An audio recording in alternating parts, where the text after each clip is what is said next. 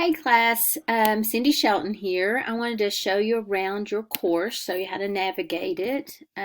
So let's see. So we'll start by going to Blackboard, and you see a list of your courses. I'm going to show you around your college algebra course. And okay, so when that opens, and this is again for your college algebra online course, summer 1. So whenever you open that, you will see the course information under the click here to start.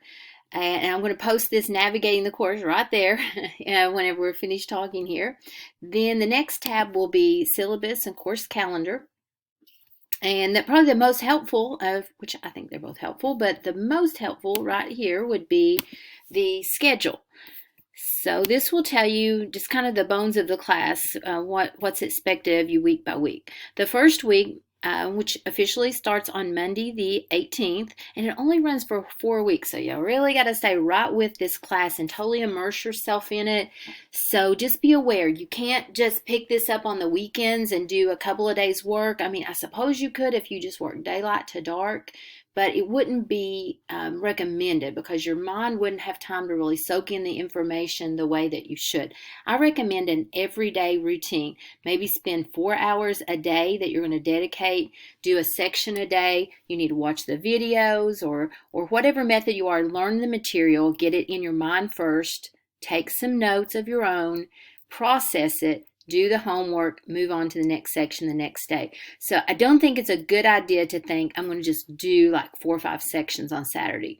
You know, you might be okay, but it's not recommended. It doesn't give your brain time to really soak in the information and process it. That's what I call it. So anyway, very fast paced because it's a summer course. So you do need to make a plan of action and then just hit the ground running and stay on it every day. But it'll be over with really soon is the good news, right? So I'm sure that's kind of what you were thinking with the summer session.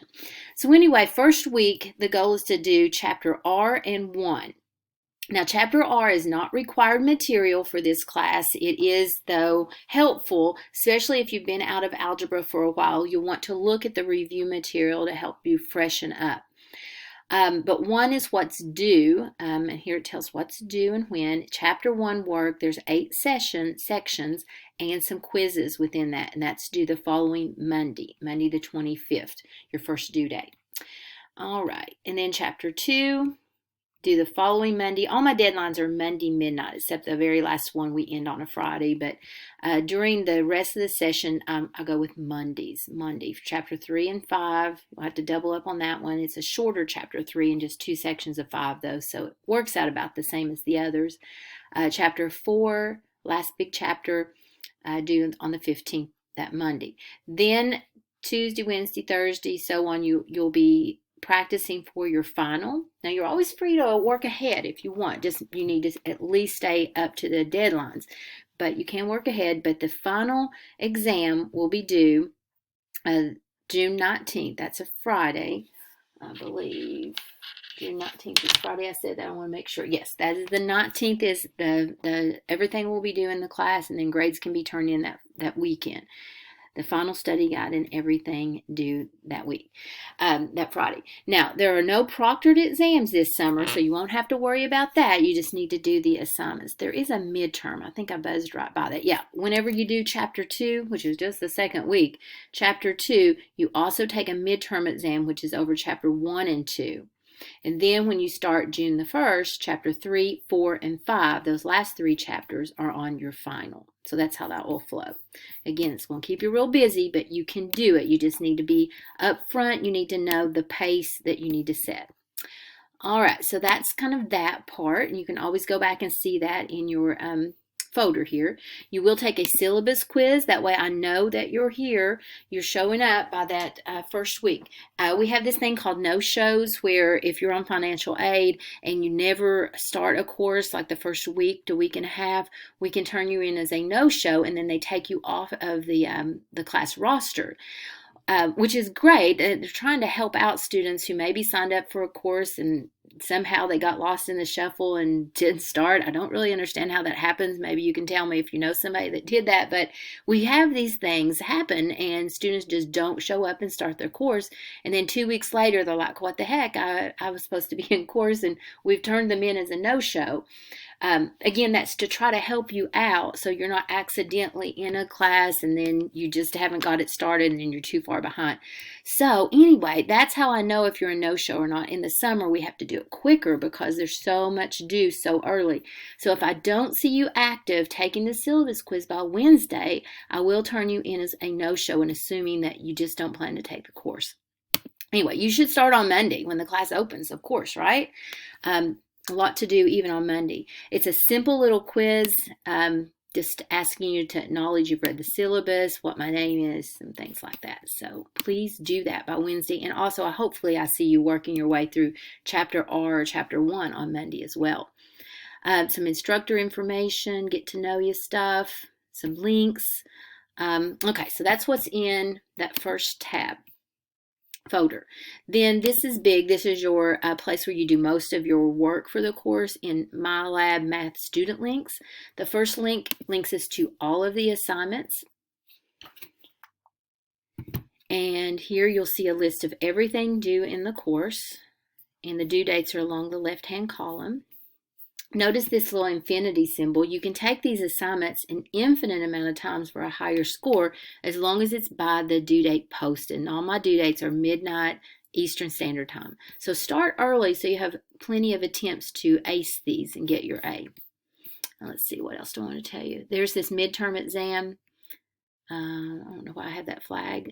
Oh, I did make a special note there that you will need to score at least 80% on the midterm study guide before you attempt the midterm test. So you do have to do the study guide to get that test to open. I recommend you get 100%, right, before you start that, and even maybe 110%, meaning you work the study guide and then you went in and you rework some of the practice problems to make sure you are ready before taking your midterm test.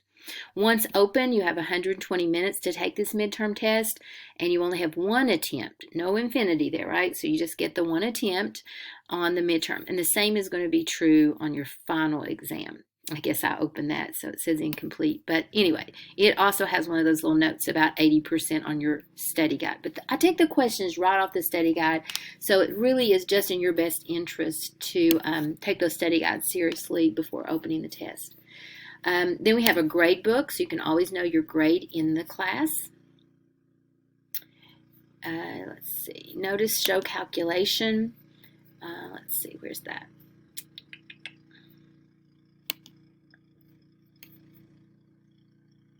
Okay, I'll come back to that. But it should have your different categories. You have homework, quizzes, and then those two tests. There are some homework assignments that were optional over Chapter R, so you may not do all 42 of those. That'll be your call on that. They're not included in your grading, so it won't count against you. The third tab is your textbook. This is where you can find access to your entire textbook. I wonder how I'm doing on my time here. I always talk too long, sorry. Okay, I'm at 8 minutes. Okay, I can only talk 15 minutes a session on YouTube videos, so I have to watch my timing. If I time out, I'll try to come back in. But notice here you can find your entire textbook and go to whatever sections you need. There's helps in here, notes, lots of things, PowerPoints, helps within your textbook. So I wanted you to know about that. I don't really use those other tabs too much. It's mainly those first three. I do want you to introduce yourself to the rest of the class. It's always good to know who you're in this class with so that you can find study buddies and interact. If you have a question that you want to talk it out with each other, maybe something you're doing an assignment, and did you see this about that, and what did you think, and what's your study strategy, whatever, or you can talk to me about that. But I think it's kind of nice to talk to your classmates, so I'll make a link where you can interact with your classmates, but it's not required. I do not count your discussion boards as points in this class, just your homework, your quizzes, and your test for your points. So your My Lab Math grade book, just based on those three things. Next, then we start the content. The review chapter, like I said earlier, it's all optional material, so it's not in your grading, but it might help you to be successful in the course. If you're getting this message earlier before Monday, it might be a good idea to do Chapter R just to get yourself in a good place to start on Monday on Chapter 1. So I'd really encourage that. These are the book videos, PowerPoints, the textbook. That's textbook icon. That's an animation. So you've got these helps that I pulled out of the book specifically. So some students like those, but then I also have my classroom video. So this is me. You'll see a link for every section we cover. I have a recorded lecture video, so it's almost just like you were there, 15 minutes each. So like I said, YouTube holds me to my 15-minute time period. So watch your lecture, take your own notes, either in my videos or in the textbook videos, and get the understanding of the material before you start the homework. So this says optional practice, again, because Chapter R is just to help you get up to speed to do the course material. So do these. It will not hurt or help your grade, just there to help you practice and get the necessary skills. So there are question helps here that you can view an example, watch videos. Again, there's more videos here, explanations, and so on. So there are helps along the way for each section. All right. So you do that. Every section has a classroom video and then a homework component. So you can get to these homework components by these individual links like this, or earlier I showed you just a little bit ago in the course information shell. You can click on all assignments and get there. Either way works. So there's module 1 where we actually start Chapter 1. You can do the book study aids, or here are my classroom lectures, then here's your homework. You take a quiz, so on and so forth, working your way through. Just stay up to date with it. When you get through Chapter 2, we see the midterm link. Oh, where'd I go? I meant to click on it. There it is. So anyway, let's see if there's anything else. I'm probably running out of that time. I have got a couple more minutes. Okay. Let me get out of that. So that's how you navigate through your homework assignments. All the material goes through Chapter 5. There's 2 sections in Chapter 5. I think I mentioned that earlier, and then a final exam. All right. Another thing I wanted to point out while I've got you here is along the left-hand side, there is a Blackboard Collaborate button. We can meet on Blackboard Collaborate, and it's sort of like a Zoom session, where FaceTime like session where you can see one another if you want to. You can click no video and you can mute yourself and different things, so you can almost be like a ghost back there. But you can click on Blackboard Collaborate and we can meet there and discuss course material. So if you have questions, you can share your screen. I can share my screen. We can pull up a MyLab math problem and talk through it. So be aware we can do that, or I can just send you a Zoom link. We can meet on Zoom as well. But this one's inside of our course, an option for that. I don't do the attendance thing. The announcements, I don't know that it's obvious, but I want to just draw your attention. I will be posting announcements at least weekly. I'll send kind of things. If I hear from a lot of students on a certain question, an email, I'll make an announcement, say, hey, I'm getting questions about yada yada, so notice this.